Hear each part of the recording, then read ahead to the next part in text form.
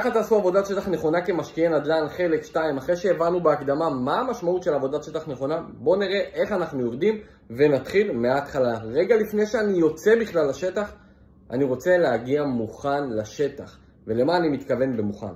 אמרנו שאנחנו רוצים להתמקד בתא שטח קטן, אוקיי? מספר נורא מצומצם, ולכן אני רוצה לבוא, אחד, שיהיה לי ממש מולי כמו מפה קטנה, ואני ארשום לעצמי איזה בניינים אני הולך לראות היום, ושיהיה לי מקום להערות. מה שאני רוצה למלא בהערות זה את מצב הבניין.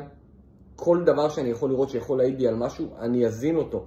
האם שמתי לב לשמות משפחה בעיקר של רוסים, של מרוקאים, של רומנים, של פולנים? גם את זה אני ארשום. האם יש קוד בכניסה? האם יש דלת? איך נראה הלובי? איך נראה התחזוקה מסביב לבניין? כל הדברים האלה אני רוצה לרשום. זה ייתן לי המון מידע. אגב, גם רכבים, שימו לב לזה, זה יכול להעיד לנו על סוג האוכלוסייה. טיפ מספר 2, לא להגיע כל פעם בשעות היום או בשעות הערב, אלא לגוון. כי לפעמים האוכלוסייה שמגיעה ביום, זה לא אותה אוכלוסייה בערב, ויכול להיות שפתאום בלילה אנחנו נראה שם נרקומנים, אז גם לזה חשוב לשים לב.